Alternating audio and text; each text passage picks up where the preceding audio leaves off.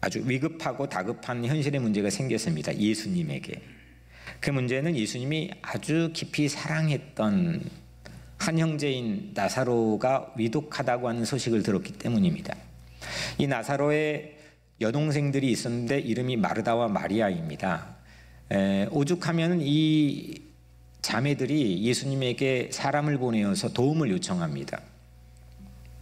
그런데 예수님께서는 이런 현실적인 문제에 대처하는 방법들을 오늘 대처하는 모습들 이거를 오늘 본문에 보여주는데 상당히 우리 예상과는 다릅니다. 예수님이라면 바로 이 정도면 바로 뛰어가서 뭐 어떤 방법을 취해야 되는데 예수님은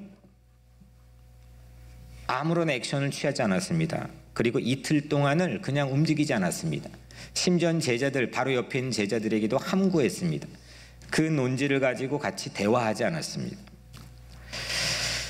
이틀을 그렇게 지연했습니다. 이 이틀은 나사로에게는 그 살아날 수 있는 골든타임일 수도 있는 아주 소중한 시간입니다. 다른 때의 이틀하고는 좀 다른 가치를 갖는 거죠. 이 위급한 현실적인 문제에 대처하는 예수님께서 마치 이틀을 허비한 것처럼 우리 독자들인 우리들에게는 보여지기도 합니다. 만약에 우리가 그 당시에 그 문제 주변에 있었다면 참 이 이틀이 답답했을지도 모르겠습니다. 도움을 요청했고 기다리고 있는데 예수님은 움직이지 않습니다. 그리고 이 문제는 점점 심각한 상황이 나락으로 빠져가고 있습니다. 만약에 여러분들의 문제라면 여러분들의 상황은, 여러분들의 입장은 어떻겠습니까? 답답할 수 있습니다. 이렇게 이 이틀을 바라보면서 우리 본문 여러분들이 잘 아시는 분들이 많겠지만 우리 시선은 이 현실에서 이틀을 날리는 것 같은 그런 예수님에게 매우 집중되어 있습니다. 예수님께서 이 소식을 들었는데 이틀을 날렸고, 하지만 결국 예수님께서 어떻게 됩니까? 그 무덤 앞에, 나사로의 무덤 앞에 갔는데 결국 나사로를 죽은 자 가운데서 살려내는 그런 정말 믿기 힘든 놀라운 환상적인 일들을 예수님께서 행하시죠. 그래서 거기에 깊은 집중이 우리에게 쏠려 있습니다. 그런데 오늘은 조금 우리의 시선을 매우 생소한 곳으로 좀 돌려보려고 합니다. 그럴 필요를 우리는 갖기 때문입니다. 어떤 곳이냐? 오늘 예수님께서 이틀을 연기했는데 그 반대편에서 마르다와 마리아가 살던 곳, 나사로가 지금 위중에 누워있던 곳, 베다니, 예루살렘 바로 옆에 있는 베다니라는 곳에서 이 자매가 오빠의 임종을 지켜보고 있는 겁니다.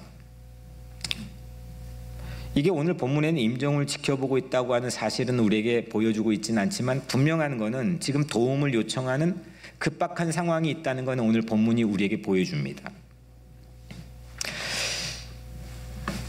이 오빠의 임종을 지켜보고 있었을 이 자매의 형편은 우리는 그동안 간과하는 경향이 매우 짙게 있었습니다. 근데 오늘 이 모습이 사실은 우리와 별반 다르지 않습니다. 왜냐하면 우리에게 현실의 문제가 발생했을 때 이게 바로 당장 해결하지 않을 때가 훨씬 더 우리에게는 많기 때문입니다. 기도했는데, 예배 드렸는데, 주님께 도움을 요청했는데, 또 아니면 그렇지 않고 누군가에게, 예수를 믿지 않는 사람이 도움을 요청했는데 매우 불공정하고 불합리한 상황인데 이건 바뀌어야 되는 건데, 그런데 눈앞에서 쉽게 바뀌지 않고 쉽게 도움이 해결되지 않는 그런 상황들이 비일비재하게 우리 안에는 있기 때문입니다. 그래서 오늘 이 자매가 오늘 한쪽 편에서 경험하고 있는 상황은 매우 우리 이야기 같기도 합니다. 그래서 오늘 이 본문에서 예수님이 지연하고 있는 이 이틀이라고 하는 시간 안에 마치 숨은 그림처럼 담겨 있는, 그러나 꼭 우리가 놓쳐서는 안 되는 삼남매의 현실이라는 겁니다. 삼남매의 현실. 오빠가 숨을 거두어가고 있는 상황에서 그 오빠를 바라보고 있는 그 자매의 마음, 그 자매의 현실. 예수님께서는 이틀 동안 꾹 참고 안 보였던 감정을 드디어 그 문상을 간 현장에서 보여주죠. 35절, 예수께서 눈물을 흘리시더라. 예수님께서 매우 드물게 눈물을 복음서 안에 보여주십니다. 그런데 오늘 바로 그 중에 하나가 이 나사로 때문에, 그리고 그 나사로 오빠를 잃은 상실한 이 두 자매, 또 위로하기 위해 온 조문객들의 모습, 그 상황 때문에 예수님께서 눈물을 흘리셨습니다. 물론 여러분들, 우리는 이렇게 반문할 수 있습니다. 이틀이 지연된 이유를 단박에 압니다. 왜냐하면 오늘 첫 절에 이 병은 죽을 병이 아니라 하나님의 영광을 위함이요 했습니다. 하나님의 영광을 전국에는 파이널로 그거를 보여주시려고 이틀 동안 움직이지 않았다는 거죠. 그걸 우리는 알고 있습니다. 앤서를 가지고 있습니다. 하지만 여러분들, 당시 상황을 내 입장으로 치환해 바꾸어 본다면, 여러분들에게 일어날 일이라면, 그리고 일어날 수도 있는 거니고, 그렇다면 이 말씀을 그렇게 쉽게 단박에 받아들이기는 어려운 일입니다. 하나님의 영광이 이런 현실 속 비현실적인 비상 상황에서 과연 무엇일지, 어떤 모습일지, 하나님의 영광은 어떤 방법으로 내게 올지, 그걸 가늠하기가 쉽지 않기 때문입니다. 그런데 하나님의 영광이 마냥 우리 주변의 현실을 도외시하라는 신호탄은 분명 아닐 겁니다. 하나님 영광이 있으니까 이게 지금 어떻게 여튼 합력하여 선을 이루는 긍정적인 파이널을 향해 가고 있으니까, 그러니까 지금 주변에 있는 모든 현실을 도외시하라고 하는 신호탄은 분명히 아닐 겁니다. 예수님 그렇게 말하실 턱이 없습니다. 그런데 오늘날 교회는 마치 그런 모습으로 세상에 비춰지며 살아가고 있는 그런 신앙인의 모습을 많이 보여줍니다. 그래서 오늘날 교회 개혁은 마비된 눈물샘에서 출발해야 되는 건 아닐까도 생각해 봅니다. 예수님의 눈물을 교회는 현실에 흘릴 수 있는 것, 이게 개혁의 시작이지 않을까요? 우는 자와 함께 울어줄 수 있는 것, 나만 잘났고 내 생각이 옳고 또 나는 정확히 보고 있고, 이게 신앙생활이 중요한 게 아니죠. 그걸 확인받기 위해서 우리가 신앙생활하면서 교회 다니는 건 아닐 거라고 생각합니다. 내 시선이 주님 조금 왜곡되어 있었군요. 한 면만을 봤군요. 내 문제에만 집중했었군요. 이거 하려고 우리는 신앙생활 하면서 예수님께 예배드리는 거 아니겠습니까? 그래야 세상 사회 보고 예수 모르는 사회를 향해서 우리 교회를 보고 예수를 믿어라라고 말씀할 수 있지 않겠습니까? 그런 성숙한 크리스찬, 그 현실의 문제를 가지고 예수님처럼 우리 마음을 매우 확장할 수 있는, 삼남매의 현실을 결코 간과하지 않는, 그들을 향해서 마음을 쏟을 수 있는 그런 공동체가 우리 교회였으면 좋겠고, 그런 한 사람 한 사람의 신앙인이 여러분들이기를 주의 이름으로 축복합니다. 이렇게 첫 번째는 이틀 동안의 남매의 현실에 서보았습니다. 두 번째는 이제 예수님을 한번 봤으면 좋겠습니다. 이틀 동안의 예수님께서 이틀 동안 무엇을 하셨을까? 저는 이 신앙생활을 하면서 예수님이 이 이야기 다 아시니까요. 요한복음에는 7가지의 표적을 통해서 예수님께서 실질적인 메시지를 숨겨놓아 말씀합니다. 그 중에 가장 하이라이트, 가장 마지막 표적이 오늘 본문인데, 죽었던 나사로를 다시 살리신 이 표적, 이 표적 이야기를 그래서 크리스찬이라면 다 익숙하게 아는 얘기입니다. 그런데 예수님께서 그 소식을 듣고 이틀 동안 안 가셨단 말이에요. 근데 그 이틀 동안 뭘 했는지는 묻는 사람을 제가 본 적이 없습니다. 그걸 살펴보려고 합니다. 예수님께서 이틀간 머문 곳을 한번 봅시다. 오늘 본문의 6절에 보면 나사로가 병들었다 함을 들으시고 그 계시던 곳에 이틀을 더 유하시고, 그 계시던 곳이 과연 어디냐 이겁니다. 예수님께서 분명히 이 나사로가 병들었다 하는 소식을 들었던 곳, 그리고 동시에 거기에서 들었는데도 움직이지 않고 어떤 채비도 하지 않고 이틀을 더 연장해 지연시킨 그 장소, 그 장소는 오늘 바로 전장이죠. 오늘 11장인데 전장인 10장 40절에 나옵니다. 다시 요단강 저편 요한이 처음으로 세례 베풀던 곳에 가사 거기 거하시니, 그러니까 예수님은 지금 거기 거하시고 쭉 바로 거기에서 소식을 들은 겁니다. 나사로가 위독하구나. 그리고 이틀 동안 움직이지 않았습니다. 그 거기가 어디냐? 요단강 저편 요한이 처음으로 세례 베풀던 곳입니다. 예수님도 거기 세례 받으신 곳이죠. 성지순례를 그때 같이 다녀오신 분은 그 요르단에서 이스라엘로 넘어오는 그 다리 건너는, 요단강의 다리 건너는 이쪽은 여리고가 보이고 이쪽은 시내산이 보이는, 시내산이 아니라 뭐죠? 느보산이 보이는 그 중앙 한복판, 아무것도 없습니다. 광야입니다. 근데 거기에 계신 겁니다. 거기 뭐 할 것도 없고 만날 사람도 없고 그냥 모든 게 옐로우 빛깔 사막입니다. 광야입니다. 거기에서 이틀 동안 계셨습니다. 거기서 이틀 동안 그럼 무엇을 하셨을까요? 이 나사로가 살아나는 것까지 이 사건의 막바지 무렵에 나사로의 무덤에서 예수님이 돌을 옮겨 놓으라고 말씀하죠. 그리고 예수님이 그때 이렇게 말씀합니다. 41절, 돌을 옮겨 놓으니 예수께서 눈을 들어 우러러 보시고 이르시되 아버지여 내 말을 들으신 것을 감사하나이다. 아버지여 내 말을 들으신 것을 감사하나이다. 예수님은 아버지가 내 말, 즉 내 기도를 들어주신 것을 감사했습니다. 요단강 건너 광야에서 이틀 동안 예수님은 무엇을 하셨느냐? 어떻게 저렇게 움직이지 않을 수 있지? 했지만 예수님께서는 기도하셨습니다. 나사로를 위해 기도했습니다. 그리고 그 기도가 하나님께서, 아버지께서 들어주셨다는 것을 그 무덤 앞에서 감사했습니다.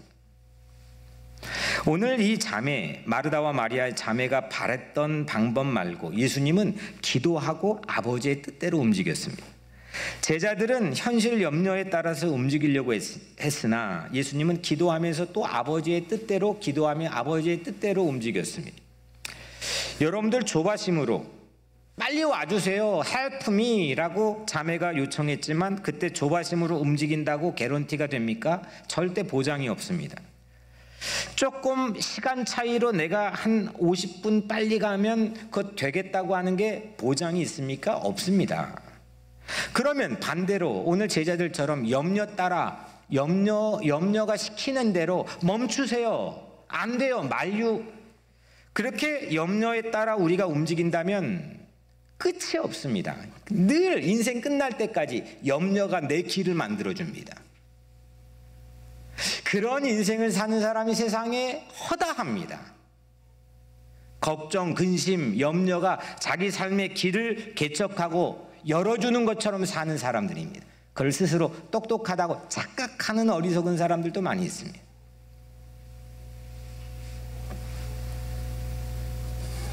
뭘 따라 살아가십니까? 그런데 여러분들 기도하면, 그리고 기도하며 마주친 아버지의 뜻을 따라 움직이면 그게 바로 개혁입니다.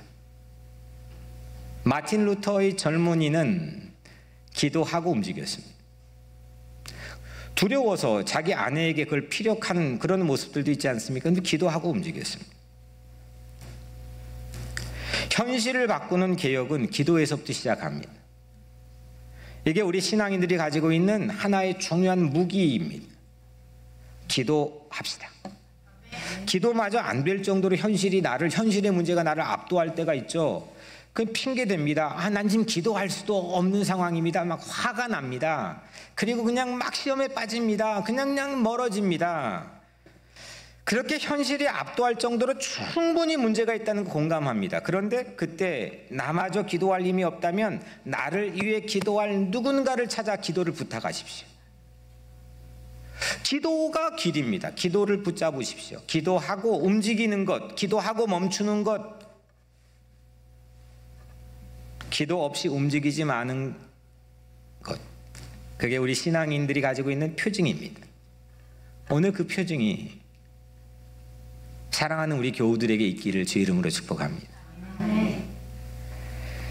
기도만 하고 그 반대편에 있는 서름과 슬픔을 도외시하는 이 삼남매 현실은 전혀 보지도 않고 기도만 하고 그냥 하나님의 영광만 이야기하는 교회 현실은 몰지각한 거고 어리석은 거지만, 또 한편 기도도 하지 않고 자기가 그냥 가는 대로 염려 따라가고 조바심 따라가는 시간을 맞출 수 있다고 생각하는 그 오만함이야말로 더욱더 어리석은 겁니다.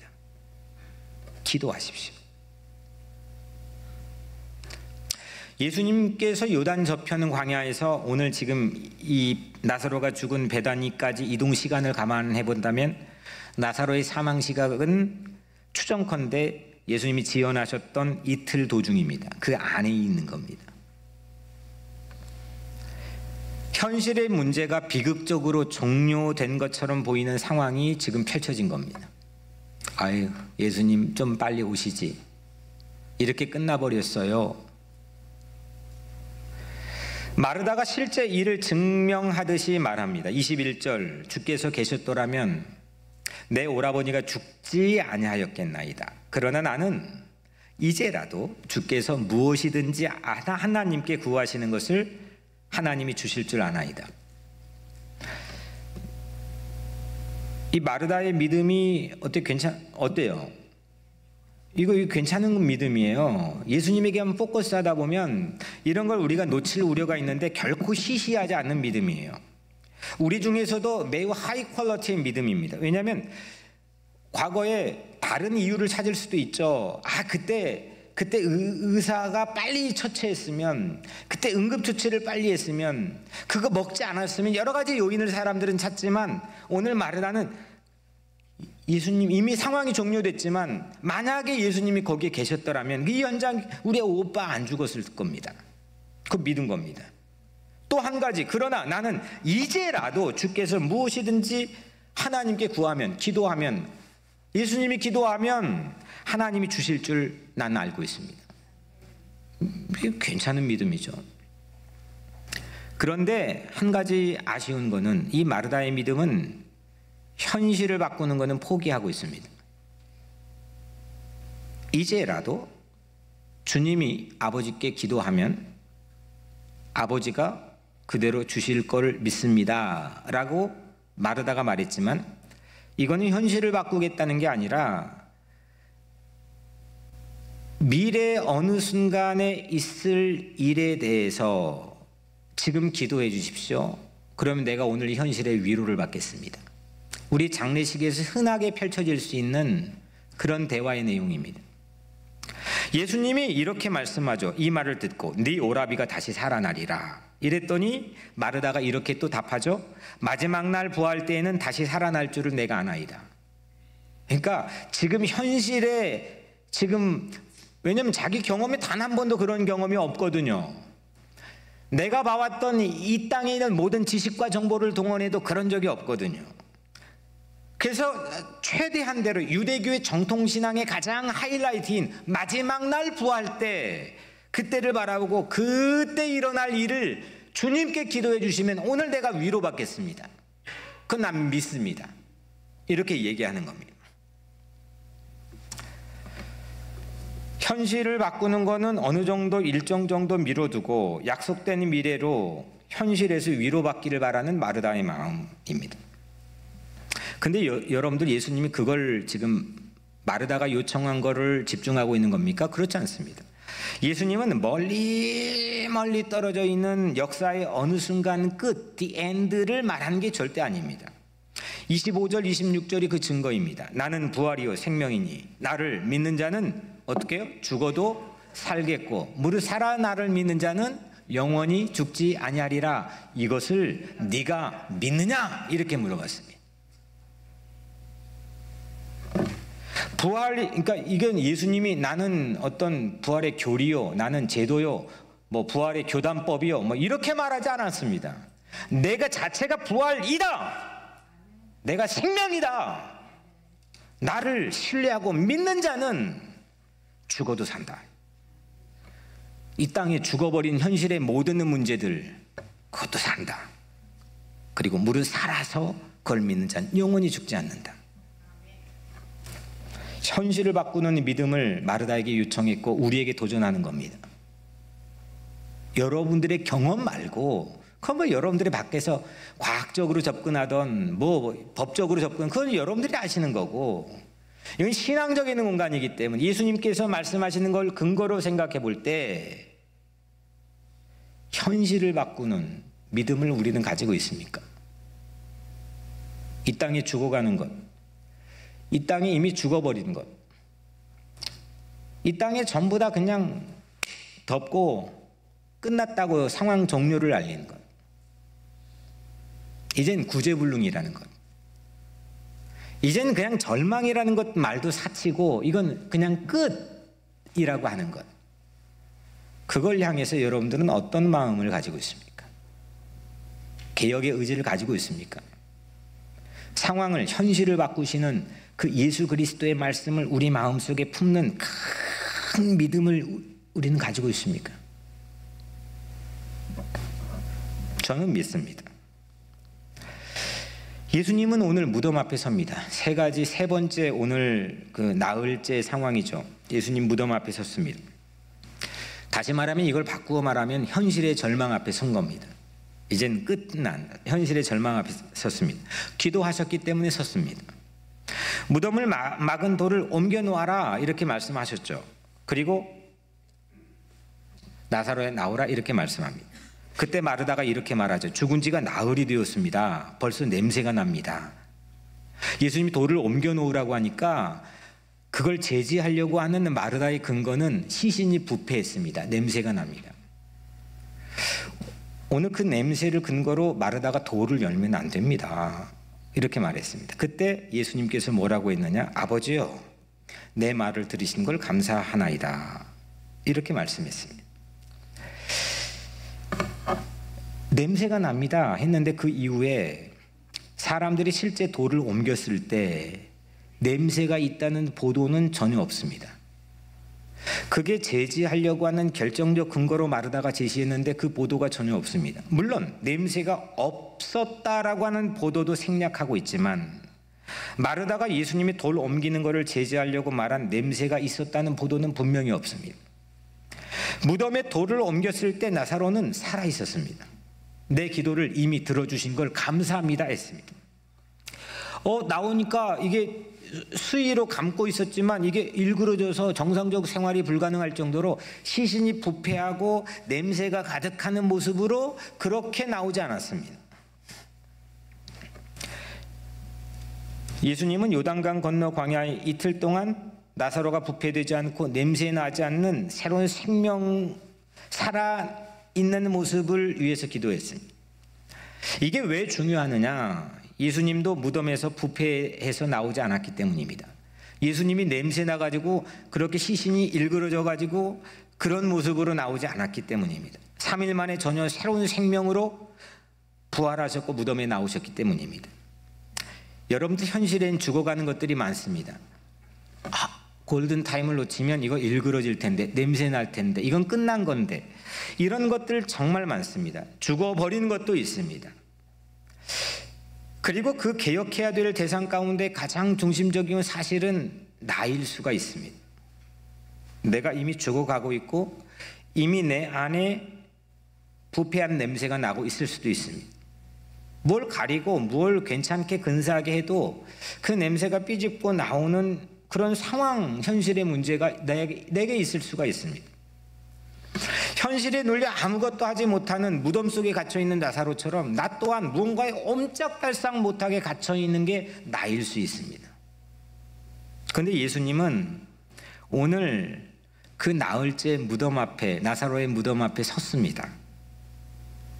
이처럼 오늘 이건 절체절명이 아니라 구제불능에 내 앞에 늘 서시는 분이 전 예수님이라고 믿습니다.